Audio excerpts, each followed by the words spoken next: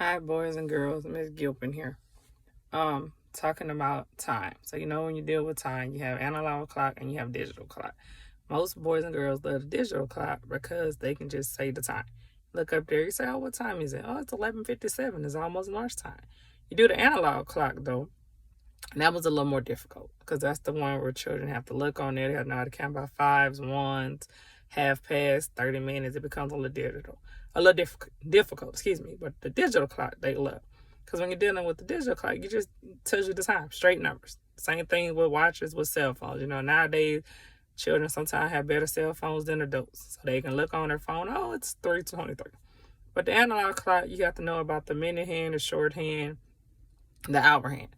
The hour hand is let me say that again. The hour hand, which is the shorthand, that's the one that tells you what hour you're on. You have your long hand, which is your minute hand. And then, you have the little one, which, excuse me, I'm forgetting the name of it, the one that just continues and goes around. So, but basically, you know about the shorthand and the long hand. The shorthand tells you your hour, your long hand tells you your minute. Those are important to know.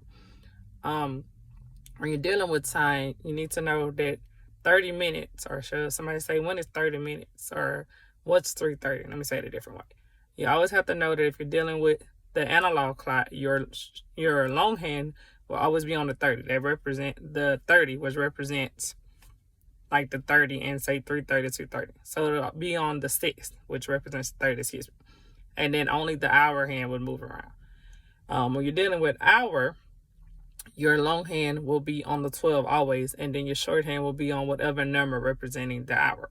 So as the clock starts moving around, your shorthand will stay on the number that it's on the hour until about 30 minutes. And then once it gets to 30, it's going to move a little because it's almost going to the next hour. But the long hand is going to constantly keep moving around because that's the one every minute that gives you your new time. That's why I say most children prefer digital, because when I've been doing this in my class, it's taking them a little bit while to get the analog clock. Like, they also get confused with the 30 because when you're dealing with the 30, say like 2:30, your shorthand, which is your hour hand, is not going to just be on the 2. It's going to kind of be now between the 2 and 3. And they have to learn that you go back to your previous number, which is the 2. And that's how you do that. So I'm not sure I'm explaining it right. When I do this in a small group, the children can kind of sometimes get it, but I'm a little lost today. So again, dealing with time, a good way we teach children time in the room I work in is things that they want to know. Like, when do we go to recess? They go to recess every day at 12:30. It's after lunch. So we have schedules as well posted, but they can learn it with the analog clock. You have it on that kind of schedule, and we also have it with the digital. But we started doing more with the analog clock so that the children don't just rely on looking on the number, because they may be in a room one day or, in a classroom as they get older that doesn't have a digital clock. And then they're trying to figure out what time it is in the analog clock. And then, but like I said, again, most children have cell phones. So that's kind of a little crutch for them. But you still want them to know how to tell time. Whether they want it or not, they need to know it. But like I said, teaching them quarter till, half hour till, hour. The hour and the half hour is normally the two easiest to learn, I believe.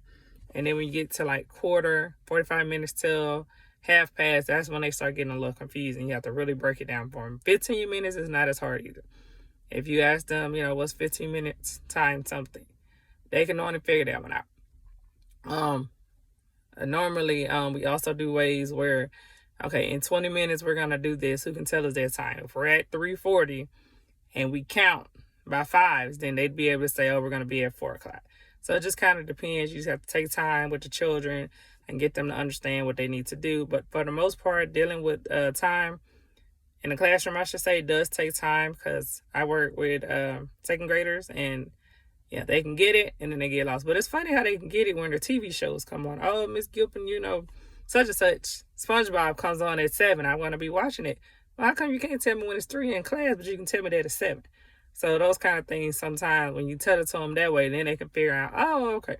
And asking children, what time do you go home? Those kind of things are a good way to help them do time as well. So yeah, time is what we're working on right now, and hopefully the children continue to get better, because they are doing pretty well for the most part. All right, that is my time. I'm Ms. Gilpin. I guess I'll see y'all next time. Thank you for listening to my small group talk. Goodbye.